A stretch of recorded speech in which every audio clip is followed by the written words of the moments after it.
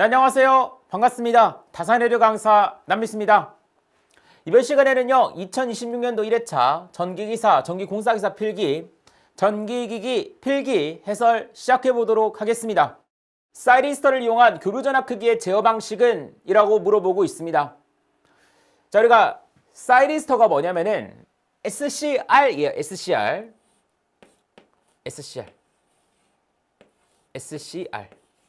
실리콘 컨트롤드 렉티파이어다 라고 해서 실리콘 제어 정류기가 되는 겁니다.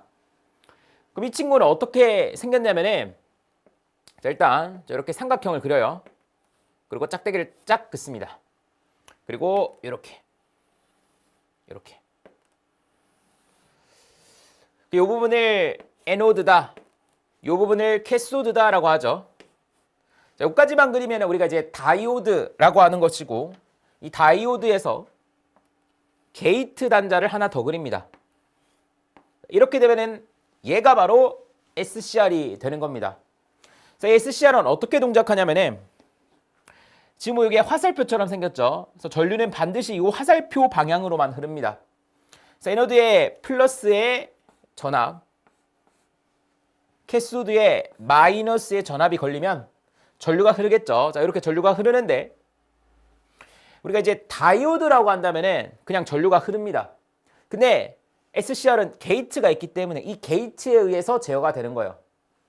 그러니까 이 경우도 게이트에 반드시 뭐가 들어가야지만이, 전류가 딱 들어가야지만이 에노드에서 캐소드로 전류가 흐를 수가 있다라는 겁니다. 그래서 게이트를 통해서 이게 언제 전류를 투입하느냐에 따라서 위상 제어가 가능합니다. 얘를 통해서 위상을 제어할 수가 있다라는 거예요. 위상 제어.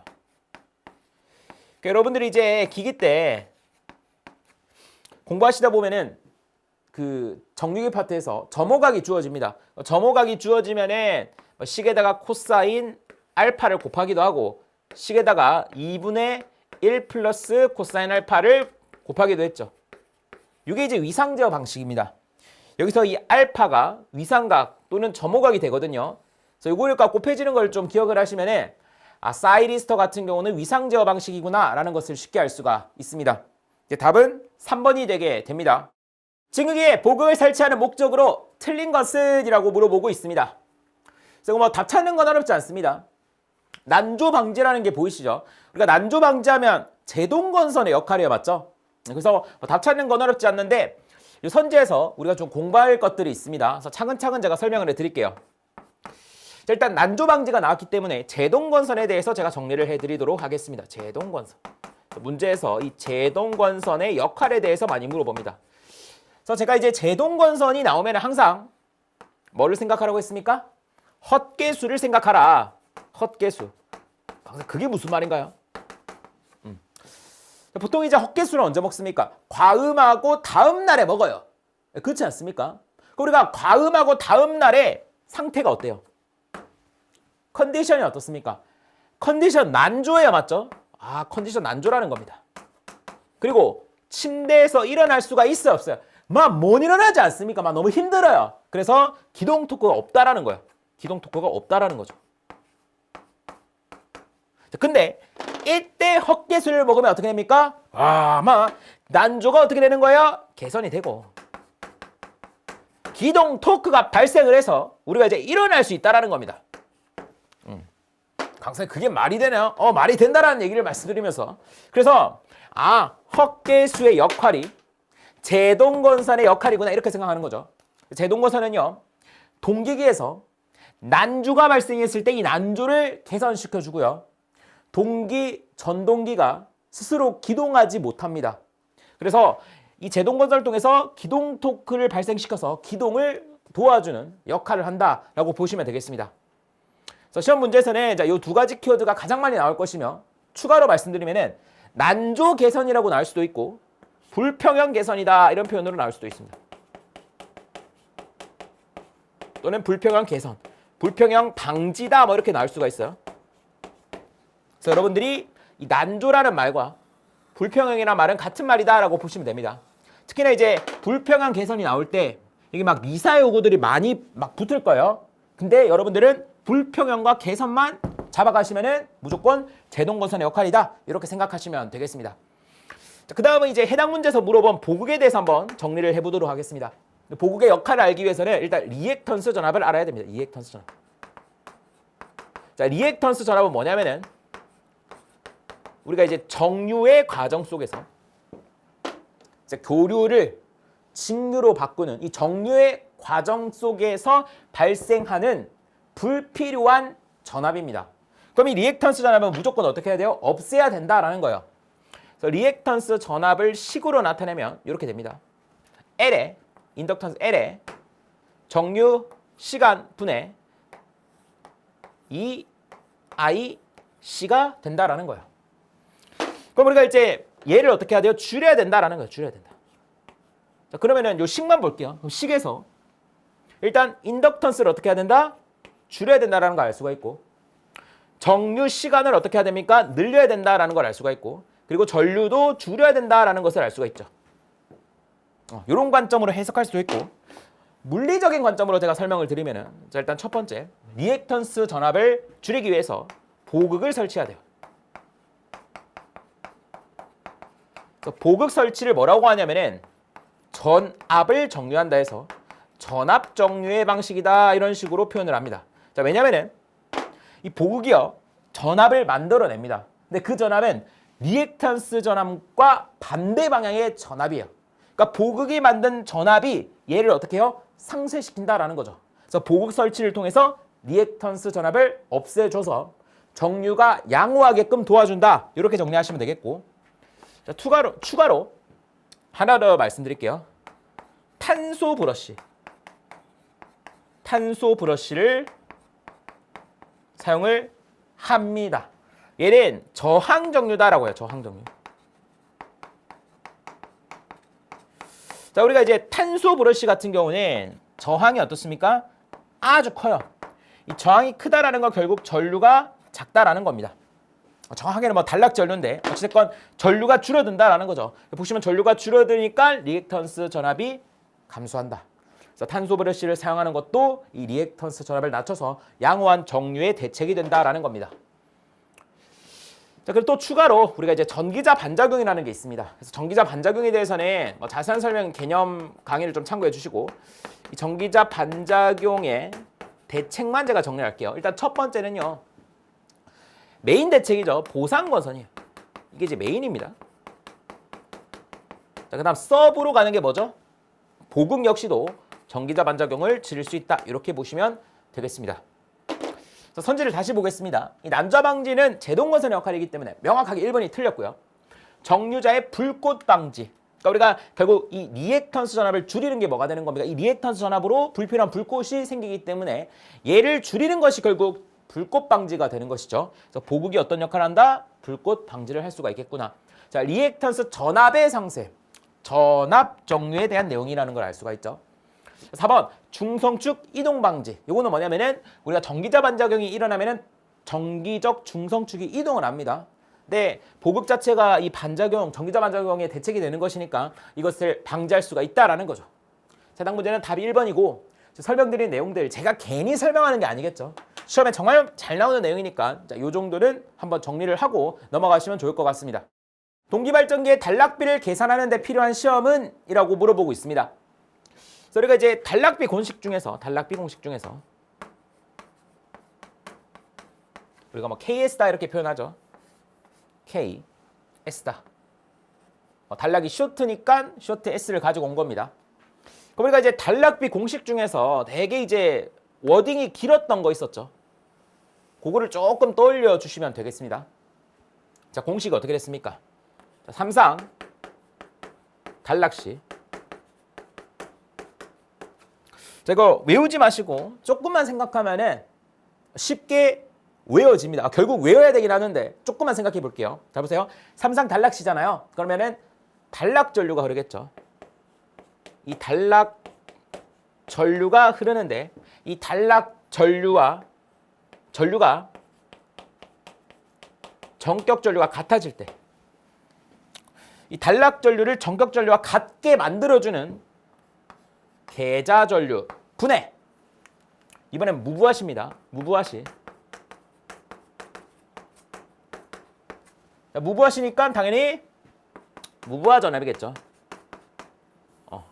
무부하 전압. 자, 이 무부하 전압이 이거랑 같은 느낌으로 가면 됩니다. 전격 전압이 되게 하는 계좌 전류. 이게 바로 이제 단락비의 정의가 되는 거죠. 그럼 여기서 여러분들이 포인트로 가져가야 되는 거, 지금 단락비를 계산하기 위해서는 어쨌든 삼상 단락 그리고 무부하 상황을 만들어 줘야 된다라는 겁니다. 그래서 답이 뭐가 되는 겁니까? 무부하 시험 그리고 삼상 단락 시험. 3번이 되게 됩니다. 일반적인 전동기에 비하여 리니어 전동기의 장점이 아닌 것은? 이라고 물어보고 있습니다.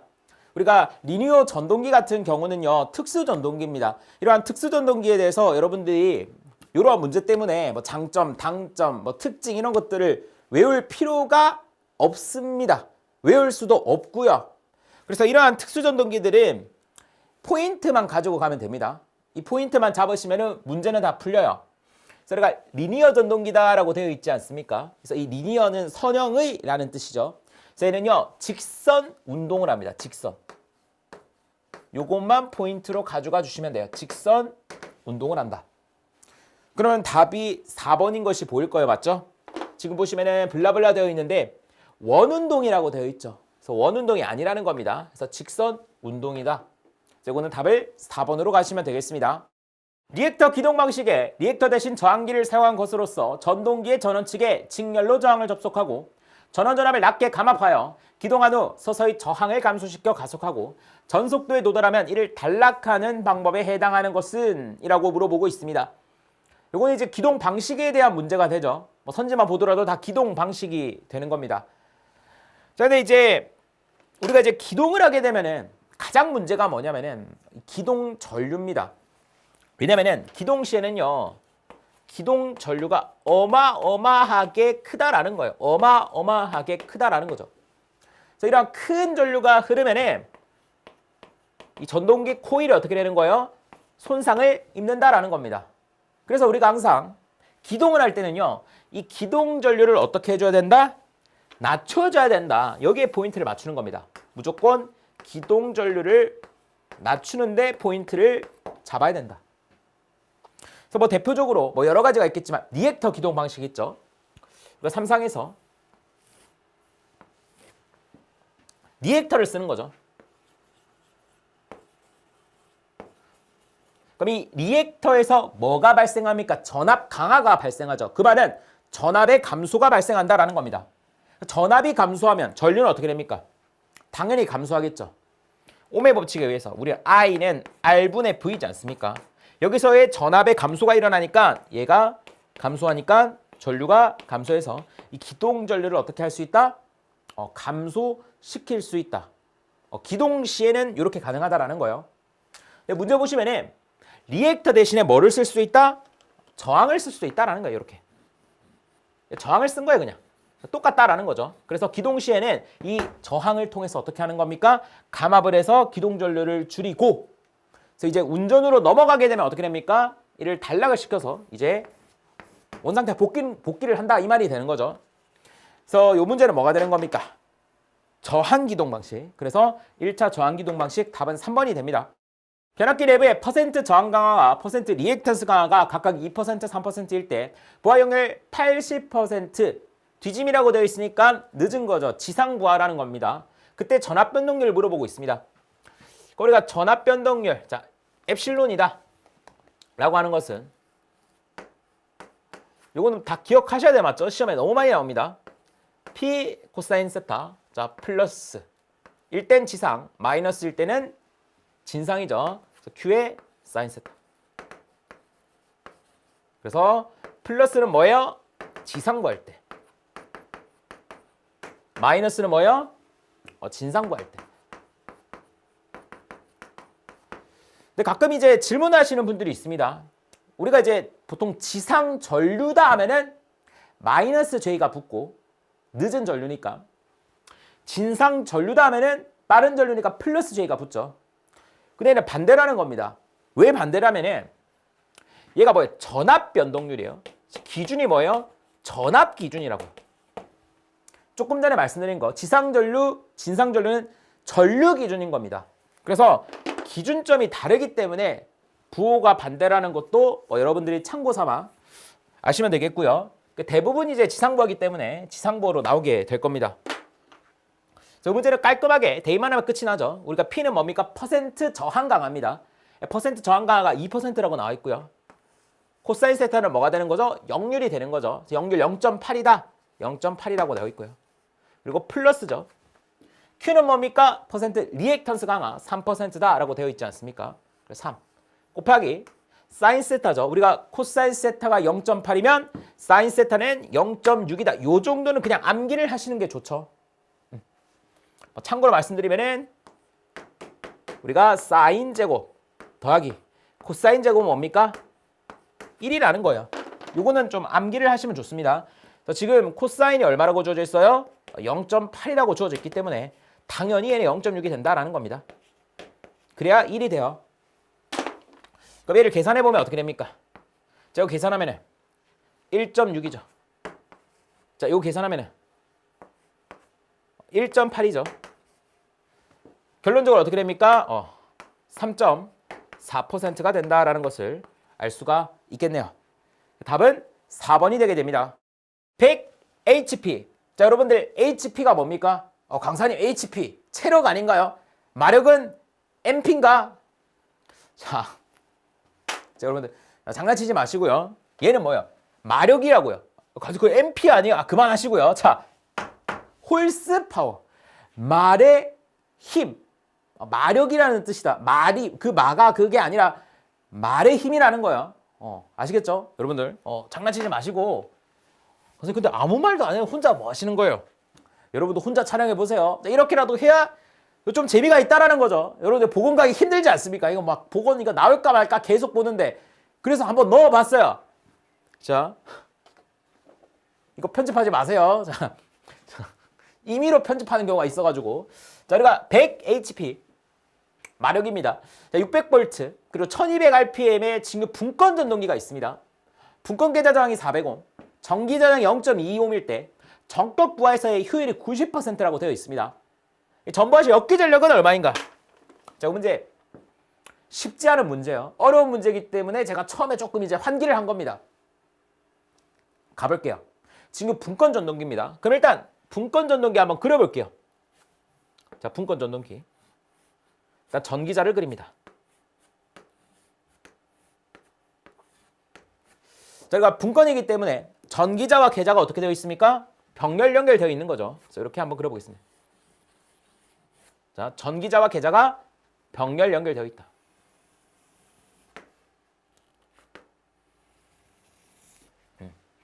자, 분권 전동기이기 때문에 여기에 전원을 인가해야겠죠. 그래서 플러스, 마이너스.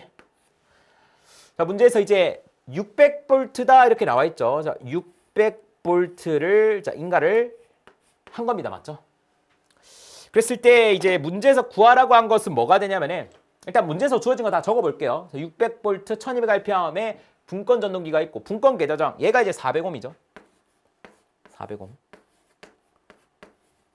그리고 전기자 저항 얘가 이제 0.25옴입니다. 맞죠? 0.25. 여기다가 적어 볼까요? 0.25. 그랬을 때 자, 효율이 주어져 있고 역기 전력을 구하라고 되어 있는 거죠. 그러니까 여기서의 뭐를 구하라? 역기 전력을 구하세요라는 겁니다. 그럼 우리가 뭐만 구하면 됩니까? 전기자 저항에서의 전압 강화만 구하면 되는 거예요. 요것만 구하면은 600에서 얘를 빼주면은 얘가 나오겠죠. 그럼 얘를 구하려면 뭐를 구해야 돼요? 전기자 전류를 구해야 되는 거예요.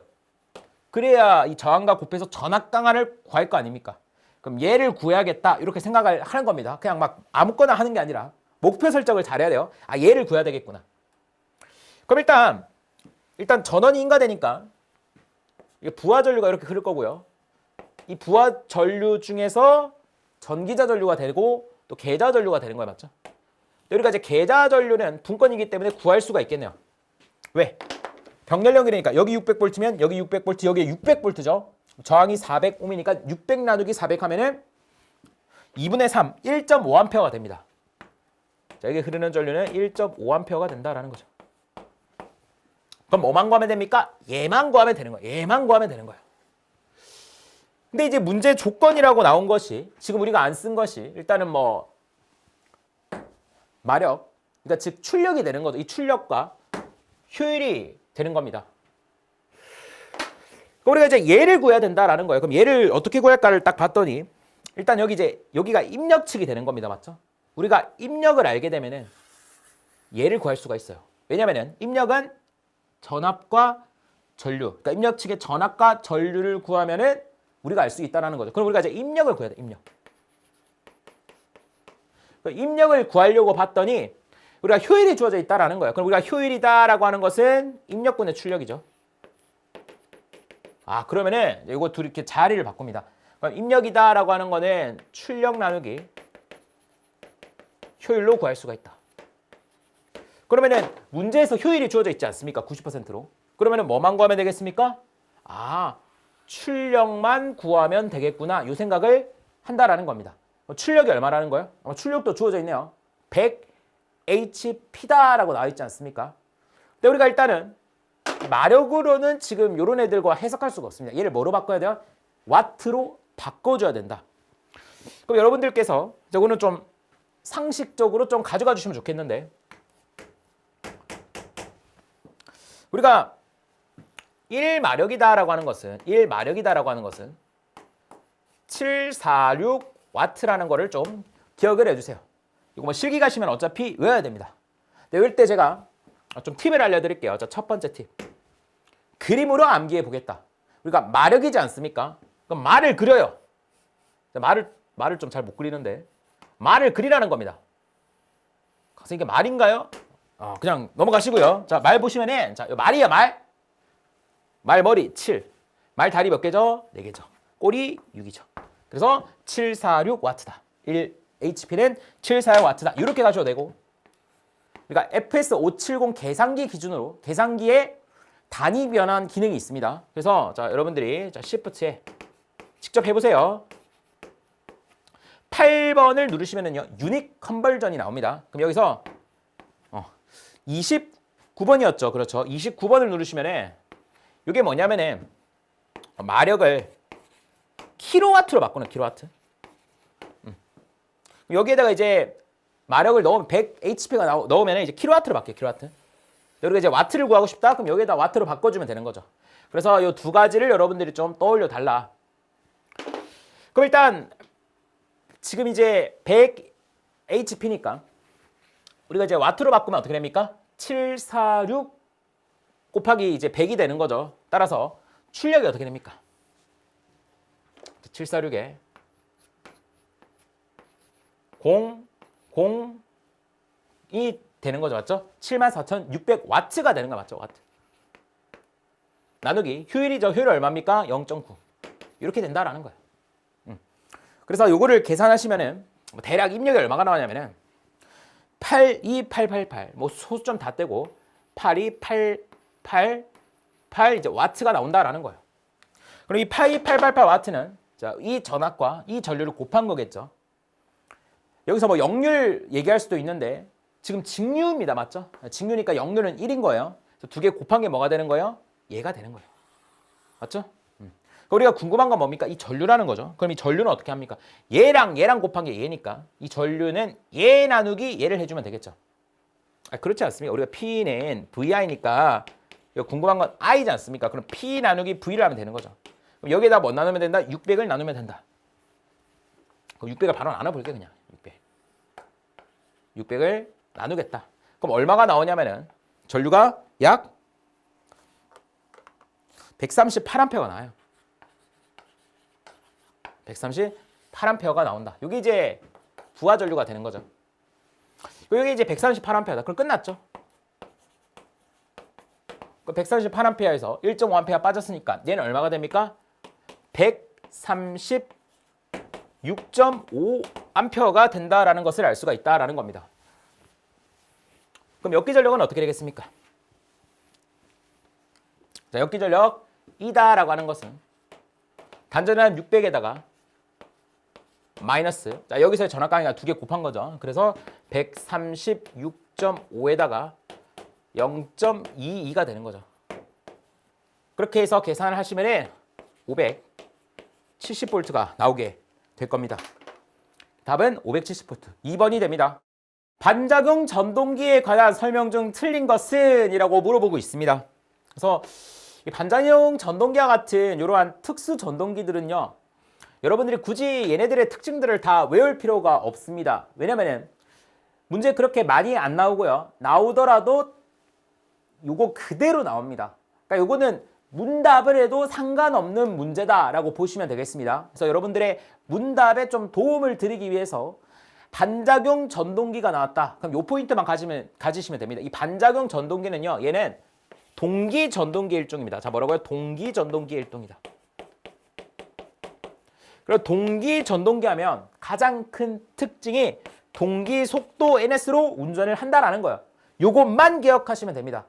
그럼 선지에서 쭉 읽다 보면은 딱 걸리는 게 있어요. 자, 4번 보시면은 직류효자를 필요로 하고 철극성 때문에 동기 속도 이하로 회전한다. 요 포인트만 가져가 주시면 됩니다. 동기 속도 이하가 아닙니다. 무조건 동기 속도로 회전을 해야 된다. 그래서 답은 4번. 이렇게만 풀고 넘어가시면 됩니다. 외분권 차동 복권 발전기의 단자 전압을 물어보고 있습니다. 이 문제도 정말 많이 출제된 문제가 됩니다. 그럼 일단 외분권 차동 복권 발전기의 등가이로를 그려야 돼요. 일단 분권을 일단 그립니다. 자, 분권부터 그려볼게요. 그리고 분권은 어떻게 됩니까? 전기자와 전기자죠. 계자가 병렬 연결되어 있다라는 거예요. 이렇게.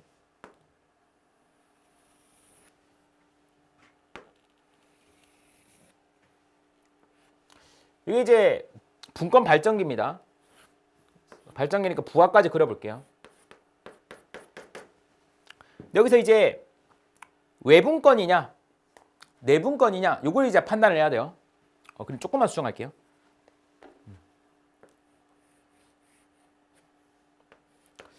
자, 일단 우리가 외분권부터 그려볼게요. 이 외분권은 뭐냐면은 일단 외분권, 내분권 이런 거는 전부 다 이제 복권 발전기입니다. 이 복권 발전기는 직권과 분권이 혼합된 형태가 되는 거죠. 그럼 일단 분권을 그렸기 때문에 우리가 여기서 추가로 그려야 되는 거는 직권 계좌가 됩니다. 직권 계좌가 여기에 있으면은 이게 바로 뭐가 되냐면은 외분권이 됩니다. 왜냐면은 직권 계좌 기준으로 이 분권이 어디에 있습니까? 외부에 있기 때문이요. 그래서 이게 외분권이고 내분권은 뭐냐? 우리가 외분권과 내분권만 있거든요. 내분권은 직권 계좌가 여기에 그려집니다. 그러면은 얘 기준으로 봤을 때 분권이 내부에 있죠. 그래서 내분권이다. 근데 이렇게 하면 조금 헷갈려 하시길래 그냥 이렇게 생각합니다. 내분권. 그래서 여기 있으면 내분권이다 이렇게 생각하시면 되겠습니다. 그럼 여기 있으면 외분권이 되겠죠. 그럼 일단 해당 문제는 외분권이지 않습니까? 외분권이기 때문에 직권 계좌를 여기에다가 그리고 해석을 해보도록 하겠습니다. 일단 문제에서 물어본 것이 단자 전압입니다. 자, 여기에 단자 전압이 되는 거죠. 그럼 이 단자 전압은 어떻게 구합니까? 자, 여기서의 유기 기전력에서 유기 기전력 마이너스 여기서의 뭐가 있습니까? 전압 강화가 있죠. 그러니까 전기자 저항에서의 전압 강화 그리고 직권 계좌 저항은 RS로 되어 있죠. RS에서의 전압 강화. 여기 흐르는 전류는 당연히 이제 전기자에 흐르는 전류니까 IA가 되겠죠. 그 마이너스 뭐 IA, RA 여기서의 전압 강화 그리고 여기서의 전압 강화니까 마이너스 IA, RS가 되겠죠. 그럼 뭐 IA로 묶어볼까요? 이걸 IA로 묶으면 이렇게 되나요? 그냥 한꺼번에 마이너스 IA에 RA 더하기 RS가 되죠. 그냥 직렬 연결이니까 합성저항으로 표현한 거예요. 두 개 더한 게 합성저항이죠. 거기에다가 전류를 곱한. 자, 이러한 형태가 된다라는 것을 알 수가 있습니다. 근데 여기서 이제 좀 디테일을 잡아볼게요. 자, 우리가 이제 유기 기전력이다라고 하는 친구는 공식이 어떻게 됩니까? K에 파이에 N이 된다라는 거예요. 자, 근데 이제 복권이기 때문에 계좌가 두 개예요. 그 말은 자속이 두 개가 된다라는 겁니다. 즉, 이 분권 계좌에 의한 자속 그것을 파이 F다라고 표현했나요? 분권 계좌에 의한 자속. 그리고 직권 계좌에 의한 자속이 있다라는 거예요. 직권 계좌에 의한 자속. 파이 S죠. 자, 근데 우리가 이제 가동이다라고 한다면은 얘네들과 어떻게 돼요? 더할 가짜니까 더해집니다. 차동이다면은 얘네들과 빼진다라는 거예요. 그래서 이 자속에 얘네들의 차의 형태가 들어가야 된다라는 겁니다. 다시 적으면은 차의 형태가 들어가는데 기본적으로 이 분권에서 직권을 빼주면 돼요. 왜냐면은 이 분권 계좌가 항상 전압이 일정하게 들어오기 때문에 얘가 일정하기 때문에 항상 얘 기준으로 보통 해석을 합니다. 그래서 파이 F에서 마이너스 파이 S가 되는 거죠. 그럼 여기다가 뭐가 되는 거예요? N1 해주시면은 뭐 사실 끝이 난 거죠. 정리를 해볼까요? K에 파이 F 마이너스 파이 S N에 마이너스 IA RA 더하기 RS 이런 형태가 어디 있습니까? 4번에 있다라는 것을 알 수가 있다라는 겁니다. 네, 뭐 간혹 또 궁금해하시는 분들이 있는데 선지 보시면 얘는 오메가 아니죠. 얘는 뭐예요? 그냥 n이라는 겁니다. 그러니까 달라요. 왜 다르냐? 요 k가 사실은 다른 친구입니다. 이 k는 뭐예요? 우리가 e는 k 파이 n에서 온 거잖아요. 그러니까 얘는 60a분의 pz가 되는 거예요. 근데 이 k는 보시면은 2파이의 pz예요. 다르기 때문에 이런 형태가 다르다라는 거예요. 근데 결론만 보면 똑같습니다. 왜냐면 잘 보세요. 이 k가 뭐라고 되어 있어요? 2파이a분의 pz. 보여드릴게요. 2파이a의 pz. 자, 여기에다가 파이가 곱해져 있죠. 그냥 파이로 나타내겠습니다. 그럼 오메가는 뭐냐면은 우리가 2파이f다 이렇게 표현하지 않습니까? 주파수는 초당 회전수로도 표현을 해요. 그래서 n이다. 이 초당 회전수를 분당 회전수로 바꾸면은 60분의 n이 됩니다. 그럼 잘 보세요. 2파이 약분됩니다. 그러면은 60a분의 pz 파이 n. 이거 자체가 이제 결국 유기기전력식과 완벽하게 똑같아진다라는 거예요. 그래서 어쨌든 이러한 형태에만 여러분들이 찾으시면은 답이 4번이라는 것을 쉽게 알 수가 있을 겁니다. 변압기 내부 고정보에 사용되지 않는 계정기는? 이라고 물어보고 있습니다. 저희가 이제 변압기 내부 고정보에 사용되는 계정기 이 내용은 필기에서도 자주 나오지만 실기 가시면 단답형의 형태로 출제가 됩니다. 결론은 여러분들이 암기를 좀 하셔야 되는 내용이다. 그래서 필기 때부터 암기하시면 실기 가시면 편하겠죠. 그래서 제가 4가지 정도만 여러분들이 암기를 하라라고 말씀을 드립니다. 첫 번째는요, 변압기 내부 고정보에 쓰는 거예요. 비율 차동 계정기가 됩니다. 이 비율 차동 계정기는 전류 차에 의해 동작하는 계정기예요. 그래서 전류 차동 계정기다 이렇게 나올 수도 있습니다. 같은 말이다 생각하시면 되겠고, 자, 두 번째는 온도 계정기, 세 번째는 부홀즈 계정기가 됩니다. 그리고 마지막으로는 과전류 계정기가 돼요. 그래서 빈출루압으로는 항상 과전압 계정기가 나옵니다. 그래서 요거를 앞자리를 따서 좀 암기 팁을 제가 만들어 봤어요. 비온 부가, 비온 부가. 그러니까 사실 좀 말을 만들어 봤는데 비온 뒤에는 뭔가 돈을 더 부과해야 돼요. 자, 뭐라고요? 비온 부가, 비온 부가. 그냥 외우세요, 여러분들. 비온 부가 이렇게만 기억하시면 되겠다. 아, 그리고 혹시나 해서 참고로 말씀드리는데 이 부홀즈 계정기 있죠. 이 친구가 최근 실기에도 출제됐던 그런 친구인데 이 부홀즈 계정기는요, 변압기 내부 고장 보호를 어떻게 하냐면은 어떤 이 변압기 내부에서 압력이라던가 가스라던가 이런 게 발생하면 그거를 검출하는 거예요. 그러니까 물리적인 애를 검출하는 애가 애인 거예요. 그러니까 선지에서 부홀즈 계정기는요, 전기적 신호로 동작을 한다 이러면 틀린 거예요, 맞는 거예요? 틀렸다고요. 얘는 물리적, 가스, 압력 이런 걸로 동작을 한다라는 거예요. 이것도 포인트로 좀 가져가 주시면 좋겠습니다. 그 문제를 한번 보겠습니다. 바로 답이 보이죠. 빈출루답으로 가전압 계정기라고 하지 않았습니까? 그래서 여러분들이 비온 부가 기억하시고 가전압 계정기 무조건 오답이다 생각해 주시면 되겠습니다. 단상면압기에서 전부와 2차 전압은 120V이고 전압 변동률은 2%다. 1차 단자 전압을 물어보고 있습니다. 그리고 1차, 2차 권선비는 20대 1이다 라고 되어 있죠. 자, 풀어보겠습니다. 단상면압기죠. 단상면압기 1차 측. 그리고 단상면압기 2차 측 그려보겠습니다. 1차, 2차 권수비가 20대 1이니까 20대 1도 적어볼게요. 20대 1. 그러니까 이제 부하가 2차 측에 달리죠. 2차 측에 이렇게 부하가 달린 거예요. 그 문제에서 이제 전부하시 2차 전압과 전압 변동률이 주어져 있죠. 그럼 여러분들이 전압 변동률은 어떤 의미입니까? 전압의 변동률. 전압 변동률은 뭐냐면은 자, 이렇게 부하가 걸려 있을 때, 부하에 걸리는 단자 전압과 부하가 걸려 있지 않은, 즉 무부하 상태일 때 그때 걸리는 단자 전압을 비교한 거예요. 근데 항상 기준은 뭐냐면은 부하가 걸려 있을 때 전압을 기준으로 생각을 하는 거예요. 그럼 이때 V2N이 얼마라는 겁니까? 120V죠. 그럼 얘를 기준으로 생각을 하는 거예요. 얘를 기준으로 전압 변동률이 몇 %라고요? 플러스 2%다. 그럼 얘를 기준으로 플러스 2%의 변동이 생겼어요. 그게 바로 뭐가 되는 겁니까? 무부하시 전압이 되는 거죠. 그럼 여기서 2%에 플러스 2% 증가하면 어떻게 됩니까? 그럼 어렵지 않죠. 계산기 필요 없습니다. 잘 보세요. 자, 얘의 1%는 얼마입니까? 좀 어렵나요? 얘의 10%는 얼마예요? 12죠. 1%는 1.2죠. 2%는 2.4죠. 120에다가 2.4를 더 더하면 되는 거예요. 그러면은 122.4V가 나온다라는 것을 알 수가 있죠.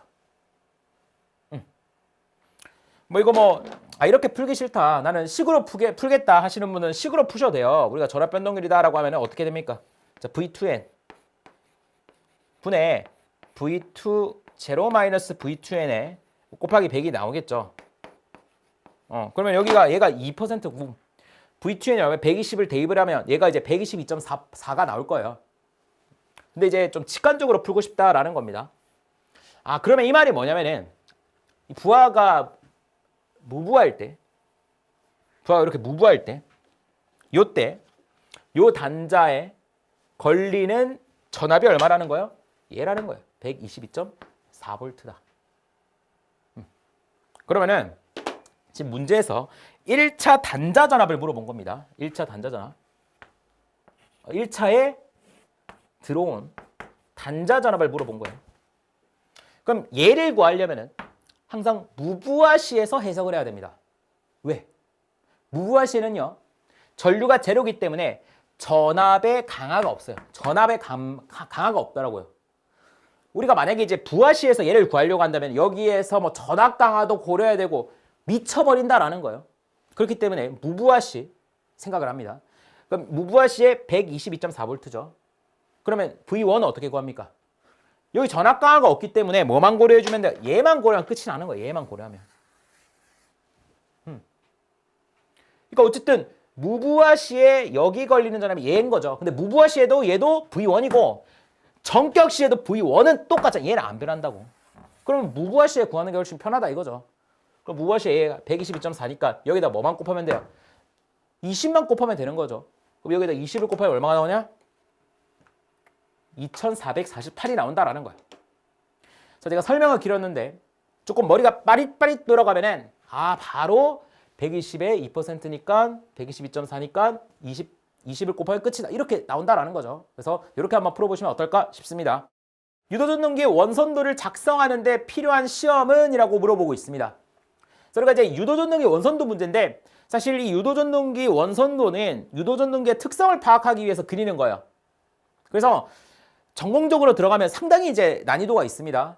근데 실제 기사에서는 그렇게 깊게 안 물어봅니다. 단순히 이제 단답형 형태로 딱 두 문제, 두 유형이 있어요. 그래서 이 두 가지만 제가 정리를 해드리겠습니다. 그럼 이렇게 생각합니다. 유도전기 원선도죠. 원이에요, 원. 원을 그려요. 이 원의 정체가 뭐냐? sun, 태양이에요. 뭔가 이상하죠? 그럼 여러분들이 태양이라는 거예요. 그럼 이제 태양이 저무는 걸 상상합니다. 이 태양이 저무는구나. 저무는구나. 저무는구나. 저무는구나. 저무구 생각을 해요. 그래서 저항시험, 무부하시험, 구속시험. 그래서 유도전동기 원선도 작성하는 데 필요한 시험 세 가지 뭡니까? 저항, 무부하, 구속이다. 자, 이렇게 설명해 드리면은 도대체 이게 네가 강사냐 하시는데, 자, 제가 이 내용은 이제 시험에 합격하기 위해서 알려드리는 거예요, 맞죠? 더 깊이 들어갈 필요 없습니다. 그래서 저, 무, 구 이렇게 저 믿고 외워주시고, 또 추가로 하나만 말씀드리면은 이 원선도의 지름은 어디에 그러니까 원선도 지름의 관계성을 물어봅니다. 관계성을 어떻게 물어보냐면은 지름이다라고 하는 거는 이 원선도의 지름이다. 그러니까 실제 이제 원선도를 그렸을 때 그때 지름을 얘기하는 거예요. 얘는 전압에 비례하고요. 리액턴스에 반비례합니다. 진짜 요대로 물어봐요. 요거를 좀 기억을 해달라. 내건 또 어떻게 기억하냐?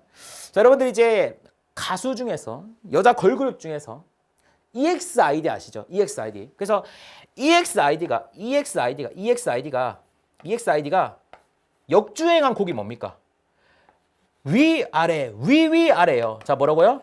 EXID가 역주행한 거 위아래. 그러니까 E가 위에 있고요, X가 아래에 있어요. E가 위에 있고요, X가 아래에 있어요. 자, 죄송하다는 말씀 드리면서 자, 이렇게 딱 두 가지만 정리를 해달라.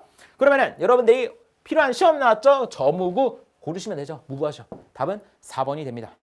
100kV/A 단상 변압기 세대를 델타 결선하여 사용하다가 한 대 고정으로 VV 결선으로 사용하면 변압기 한 대로 몇 kVA까지 사용할 수 있는가라고 물어보고 있습니다. 그래서 우리가 이제 델타 결선을 하다가 한 상이 고장나게 되면 V 결선이 되죠. 그럼 V 결선은 변압기 두 대로 삼상 전력 공급이 가능한데 그때 출력은 어떻게 된다라고 했습니까? 우리가 V 결선의 출력이죠. 출력. 그래서 우리가 PV다라고 하겠습니다. 얘는 변압기 두 대라고 했어요, 맞죠? 한 대 변압기 P1이라고 하겠습니다. 한 대 변압기의 몇 배? 루트 3배만큼 출력을 낼 수 있다. 이걸 좀 기억을 하셔야 됩니다. 문제에서 이제 지금 변압기 한 대가 용량이 100kVA다라고 했기 때문에 V결선으로 낼 수 있는 용량은 어떻게 됩니까? 루트 3에다가 단위는 생각할게요. 100kVA가 된다라는 겁니다. 이거는 이제 변압기 결국 몇 대? 두 대로 낼 수 있다라는 거, 두 대. 근데 문제에서 한 대는 어떻게 되는가? 그러니까 두 대로 100 루트 3이니까 한 대는 어떻게 하면 돼요? 2로 나누면 되겠죠. 그러니까 50 루트 3이 된다라는 겁니다.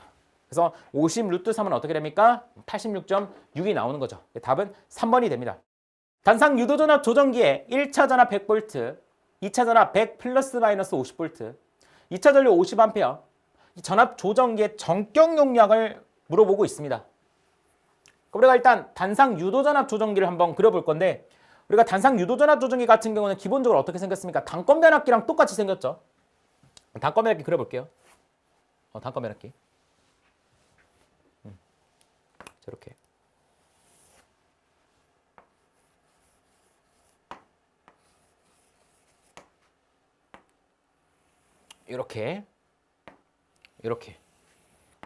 이렇게 되는 거죠. 분명히 뭐 부하가 있겠죠. 얘를 뭐 불로권선, 공통권선, 이를 뭐 직렬권선이 되는 거죠. 그래서 단상 유도전압 조정기 말 그대로 이제 전압을 조정하는 겁니다. 조정을 할 때 뭐로 조정합니까? 얘로 조정을 하는 거죠. 불로권선, 공통권선으로 얘 위치를 어떻게 해요? 이렇게 이동을 시키는 거죠. 이런 식으로 이동을 시켜서 조정을 하게 되는 겁니다. 해당 문제에서 어쨌든 이 단상 유도전압 조정기의 전격 용량을 물어보고 있지 않습니까? 근데 보시면은 얘는 이제 단권 변압기이기 때문에 결국 단권 변압기의 용량, 전격 용량은 뭐가 되는 겁니까? 직렬권선에서의 용량이 되는 거죠. 해당 문제는 결국 이 직렬권선의 전압과 직렬권선에 흐르는 전류를 구한 다음에 두 개를 곱해버리면 되는 문제가 되는 겁니다. 문제에서 1차 전압이 100V다라고 나와 있죠. 그러면은 얘가 뭐라고 했어요? 1차 전압 V1. 2차 전압은 뭡니까? 이 부하에 걸리는 거. 얘가 2차 전압이에요. 맞죠? 얘가 2차 전압이 되는 겁니다. 1차 전압이 이제 100V라고 나와 있지 않습니까? 100V. 그러면은 여기 걸리는 게 결국 뭐가 되는 거예요? 100V가 되는 것이고. 자, 플러스 마이너스 50V다라고 되어 있죠. 그럼 여기에 이제 플러스 마이너스 50V가 걸리는 거예요. 플러스 마이너스 50V가 걸린다. 그래서 이거를 이대로 쓰면은 단권 변압기와 같이 쓰면 어떻게 돼요? 이제 보통 이제 플러스 50V가 되고 여기 이제 회전해서 180도 거꾸로 되면은 마이너스 50이 되고 그래서 기본적으로 우리가 이제 플러스 50V다 이렇게 이제 생각을 하면 되는 거죠. 이 50V가 전격값이라는 거예요, 맞죠? 그러면은 여기 걸리는 전압이 50V라는 걸 알았어요, 맞죠? 50V라는 거. 그럼 뭐만 구하면 됩니까? 여기 흐르는 전류만 구하면 되는데 2차 전류가 50A다. 그러니까 2차 전류다라고 하는 건 얘가 이제 50A라는 얘기죠. 근데 결국 이 2차 전류라고 하는 것은 보시면 아시겠지만 직렬 연결이죠. 직렬 권선에 흐르는 전류가 50A라는 겁니다. 그럼 용량은 어떻게 돼요? 두 개를 곱하면 끝이 난다라는 거예요. 그래서 50과 50을 곱하면은 2500인데 자, 2500V인데 kVA로 물었죠? 그러면은 2.5가 되겠네요. 답은 뭐가 됩니까? 3번이 되게 됩니다. 단상 반파 정류 회로의 정류 효율을 물어보고 있습니다. 그래서 우리가 이제 단상 반파 정류 회로의 정류 효율 자체가 시험 문제 상당히 많이 나오기 때문에 아마 요거 수치를 외우신 분들도 있을 거예요. 그래서 답이 이제 40.6%죠. 실제 이제 선지에도 이러한 형태가 아니라 이런 숫자 형태로 나옵니다. 그래서 40.6% 찾아주면 답인데 얘는 형태가 좀 이상하죠. 그래서 혹시나 이걸 외우신 분들도 굳이 이거를 또 다시 외울 필요가 없죠. 왜냐면은 계산기 두들겨 보세요. 파이에 3.14 넣고 두들기면 나와요. 두들기면은 답이 40.6%가 요 4번이 나옵니다. 그렇게 하셔도 되고. 그럼 도대체 이 식의 형태는 어떻게 나온 것인가? 우리가 이제 결국 정류 효율인 거예요. 효율을 구하는 겁니다. 효율. 우리가 정류라고 하는 것은 교류를 직류로 바꿔주는 거죠. 그러면 입력이 뭐가 돼요? 교류가 되고 출력이 뭐가 되는 거예요? 직류가 된다라는 겁니다. 그럼 요 식에다가 집어넣으시면 돼요. 그러니까 집어넣는데 조건이 보시면은 단상 반파라는 겁니다. 그럼 우리가 회로 이론 때 반파의 평균값, 시록값 뭐 이런 거 배웠죠. 그걸 좀 떠올려 주시면 돼요. 우리가 교류는 어떻게 표현합니까? 시록값으로 표현을 해요. 그러면은 우리가 반파에서 시록값 어떻게 표현했습니까? 전류로 표현해 볼까요? 최대값을 뭐로 나눴어요? 2로 나눴죠. 기억나시나요? 전류로 표현해 볼게요. 전류의 최대값을 2로 나눴다라는 겁니다. 이게 이제 반파에서의 시로 전류가 되는 거죠. 시로 전류. 그러면은 우리가 어쨌든 효율이다라고 하는 건 결국 입력분의 출력, 즉 이제 전력의 단위로 가야 됩니다. 그래서 i제곱 r의 형태로 표현을 할게요. 그럼 i제곱의 r이 되는 거죠. 전력의 형태로 표현해야 되니까. 자, 분해. 직류. 직류는 평균값이죠. 우리가 이제 단상 반파의 평균값 어떻게 됩니까? 파이분의 최대값이었죠. 그래서 파이분의 im이 된다라는 겁니다. 동일하게 전력의 형태로 이렇게 표현을 할 수가 있다라는 거죠. 그러면은 자 r 약분되고요. im의 제곱 약분이 되는 거니까 결론적으로 자 파이 제곱분의 4가 된다라는 걸 알 수가 있죠. 퍼센트니까 이제 곱하기 100 이렇게 되겠죠. 그래서 답이 뭐가 됩니까? 4번이 된다라는 것을 알 수가 있습니다. 삼상 동기발전기의 각상의 유기기전력에서 제5조파를 제거할 수 있는 베타를 물어보고 있습니다. 전기자 관선은 단절권으로 한다. 베타, 즉 단절 비율이라는 값이 이제 나왔다라는 겁니다. 얘를 이제 물어봤다라는 거는 결국 단절권 계수를 물어보는 문제죠. 단절권 계수. 자, 우리가 단절권 계수다 하면은 K에 자 P치의 P를 가져가서 P 이렇게 표현하죠. 이 공식 어떻게 됐습니까? 기억을 하셔야 되죠. 사인에 자 가로를 열고요. 자 이렇게 기억합니다. 자 베타에다가 곱하기 2분의 파이. 이게 바로 뭐가 되는 거예요? 단절권 계수가 된다라는 겁니다. 자 근데 지금 5고조파에 대한 걸 물어보고 있죠. 그럼 우리가 n고조파의 단절권 계수는 여기에다가 뭐를 곱했어요? n을 곱했다라는 겁니다. 5고조파니까 뭐가 돼요? 5를 곱한다. 그리고 이때 5고조파를 제거한다라고 했기 때문에 5를 대입했을 때 이 단절권 계수가 0이 되는 베타 값이 5고조파를 제거할 수 있는 베타 값이 된다라는 거예요.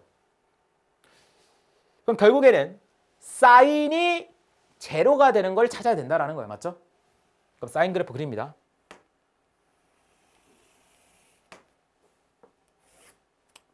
사인 주기함수니까 계속 반복을 한다라는 거예요. 사인이 제로가 될 때를 찾습니다. 자, 일단 여기 0이죠. 여기 파이죠. 여기 2파이죠. 여기 3파이죠. 4파이, 5파이 쭉 가겠죠. 그러면은 하나하나씩 보겠습니다. 베타를 구해볼게요. 베타. 자, 베타. 여러 개가 나올 겁니다. 자, 0일 때 사인이 0이라는 거예요. 그럼 얘가 0일 때, 얘가 0일 때 사인이 0이라는 얘기죠. 얘가 0이 되려면 베타는 얼마여야 돼요? 0이어야 되죠. 그 다음 파이일 때 사인이 제로라는 거예요. 그러니까 뭐가 파일 때? 얘가 파이일 때. 그럼 얘가 파일 때 베타는 얼마가 돼야 파이가 돼요? 5분의 2 맞아요? 5분의 2 하면 2분의 1랑 곱해지니까 없어지겠죠. 5분의 2. 그 다음 2파이입니다. 맞죠? 얘가 2파이가 되면 제로가 된다라는 거죠. 그럼 베타는 얼마예요? 5분의 4가 나와요. 그 다음 얘가 3파이가 되는 거죠. 그러면은 5분의 6이 나와요. 그 다음은 5분의 8, 5분의 10.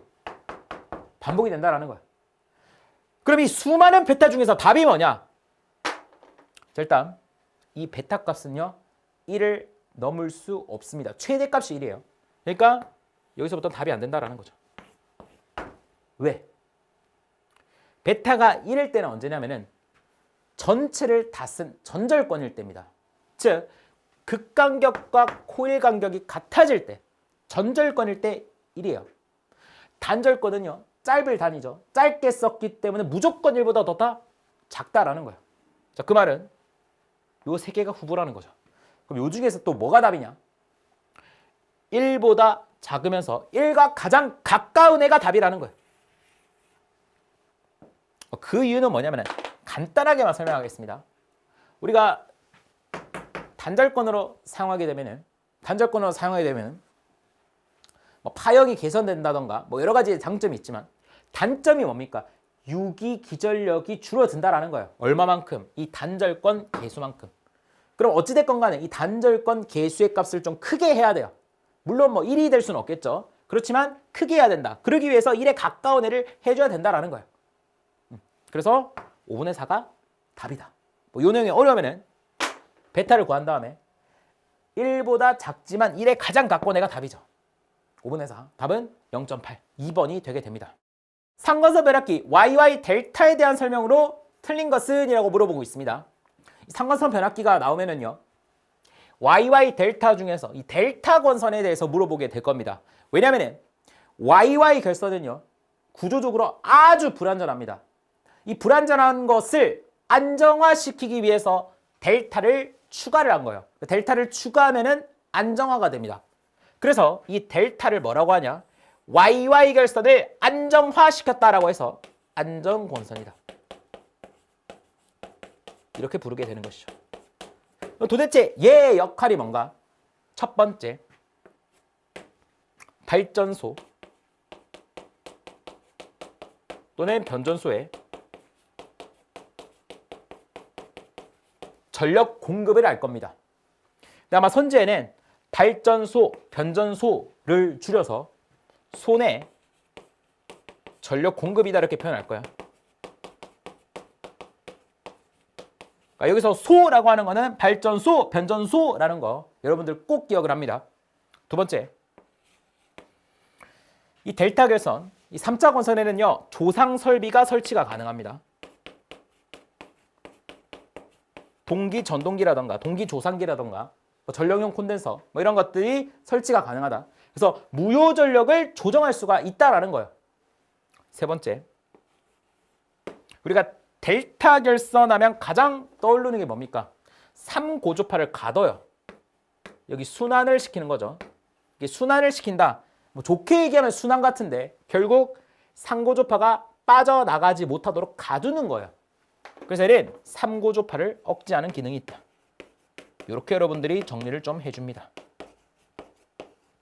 그럼 이 내용을 가지고 한번 가보도록 할게요. 1번, 3차 권선에서 발전소 내부 전력을 다른 계통으로 공급할 수 있다. 손에 전력 공급이 가능하다는 얘기고, 이번 YY 델타 결선을 하여 상고조파 전압에 의한 파형의 변형을 방지한다. 이건 좀 깊은 내용인데 제가 간단하게만 설명을 해드리겠습니다. 자세한 내용은 개념반을 좀 참고해 주세요. 자, 우리가 델타 결선은 상고조파를 억제한다라는 거예요. 그럼 이 델타 결선 안에서는 상고조파를 가지고 있다라는 거예요. 그럼 우리가 이제 이 전압의 파형이 무슨 말이냐면은 지금 변압기이 나왔죠. 이 변압기는 기본적으로 전압을 어떻게 만듭니까? 자화전류가 있어요. 이 자화전류는 뭐를 만들죠? 자속을 만듭니다. 그럼 자속의 변화가 생기면서 유기기전력이 발생을 해요. 이때 이 유기기전력은요, 당연히 이쁜 정연파여야 돼요. 자속도 이쁜 정연파여야 돼요. 그래야 얘가 정연파가 나와요. 근데 이 자화전류는요, 3고조파가 포함된 외형파여야지, 얘가 외형파여야지 자속이 정연파가 되고 이쁜 유기기전력이 나온다라는 거야. 그래서 이 델타 결선에 3고조파가 있기 때문에 자화전류가 외형파가 되어서 결론적으로 이쁜 유기기전력이 나온다라는 거예요. 그 왜 얘가 외형파냐? 뭐 이것까지 설명 안 드리려고 했는데, 자, 넘어가셔도 됩니다. 궁금하신 분들만 들어주세요. 우리가 어쨌든 이 자속과의 관계를 볼게요. 우리가 전류가 흐릅니다. 맞죠? 이렇게 흘러요. 이 전류가 흐르면은 자속이 발생해요. 자속이. 자, 근데 이게 이제 하얀색이 자화전류의 그래프, 노란색이 자속의 그래프입니다. 그러면은 우리가 사실 얘를 만들어내는 거야, 맞죠? 얘가 외형파가 되어야 된다. 왜냐면은 포화 현상이라는 게 있습니다. 이 포화 현상은 뭡니까? 우리가 이제 아무리 배고프더라도 막 3공기, 4공기 먹으면 더 이제 밥을 못 먹는 게 포화 현상이죠. 마찬가지로 전류를 증가시키더라도 처음에는 전류를 증가시킵니다. 자속이 막 잘 나오겠죠. 근데 어느 순간 포화가 되잖아요. 그러면은 전류를 증가시키더라도 얘가 증가를 안 해요. 그래서 포화가 됐기 때문에 여기에서는 요만큼 전류를 흘려준다고 해서 얘가 요만큼 나오는 게 아니에요. 요 경우에는 어떻게 되냐면은 전류를 진짜 요렇게나 높이 올려줘야지 겨우 요렇게 된다고요. 여기도 마찬가지입니다. 요렇게나 되어야지 이렇게 나온다고요. 그러니까 결론은 뭐냐면은 이 포화라는 현상 때문에 I파이, 지금 자화전류가 왜곡이 발생했죠. 외형파가 되어야지만이 얘가 이쁘고, 얘가 이뻐야지만이 얘가 이쁘다고요. 그 얘기를 하고 있는 겁니다. 그래서 이 정도 내용만 정리하시고, 3번 3차 권선에 조상기를 접속을 하여 송전선 전압 조정과 역률 개선한다. 그렇죠? 3차 권선 델타 개선을 얘기하는 겁니다. 조상 설비를 통해 역률 개선. 4번 3차 권선에 2차 권선의 주파수와 다른 주파수를 얻을 수 있으므로 유도기의 속도 제어에 사용된다. 이거 너무나 뜬금없는 얘기다. 뭐 해설을 어떻게 해야 되나 싶을 정도로 유도 전동의 속도 제어 이 상관이 없다라는 거죠. 그래서 답은 4번이 되게 됩니다. 삼상 동기발전기에서 권선 피치와 자극 피치의 비를 15분의 13의 단절권으로 했을 때 단절권 계수를 물어보고 있습니다. 문제에서 권선 피치, 우리가 피치는 간격이죠. 그래서 권선 간격, 그러니까 코의 간격이 주어진 거죠. 자극 피치, 피치도 간격이죠. 자극 피치는 뭡니까? 극간격이죠. 그래서 우리가 코일과 극간격의 비율 15분의 13, 얘가 의미하는 게 뭐예요? 단절 비율 베타가 주어진 거예요. 그때 이제 단절권 계수를 구하라고 하지 않았습니까? 그럼 우리가 단절권 계수다라고 하는 거 어떻게 구합니까? 단절권 계수, 우리가 K, 피치의 P를 가져가서 KP라고 하고 사인에 베타에다가 2분의 파이로 구하지 않습니까? 베타가 얼마라고 주어져 있어요? 15분의 13으로 주어져 있죠. 그러면은 30분의 13파이가 되겠죠. 그래서 사인 30분의 13파이. 답은 2번이 됩니다. 동기전동기의 위상특성 곡선, V곡선에 대한 설명으로 옳은 것은, 자, 우리가 이제 동기전동기의 V곡선은 정말 언제나 등장하는 이게 뭐 전기기사든 전기산업기사든 전기공사기사든 전기공사산업기사든 뭐 정말 너무 많이 등장한다. 막 이런 걸 틀리면 안 된다라는 거예요. 강사님 그럴 수도 있는 거 아니야? 뭐 그럴 수도 있으면 지금은 그러면 안 됩니다. 자, 흥분을 했는데 같이 가볼게요. 이건 저희가 하도 많이 필기를 해서 자다가 일어나서 적으라고 해도 눈 감고도 적을 정도로 네, 적당히 하겠습니다. 자, V곡선. 뭐 정확하게 동기전동기의 V곡선이니까. 동기전동기.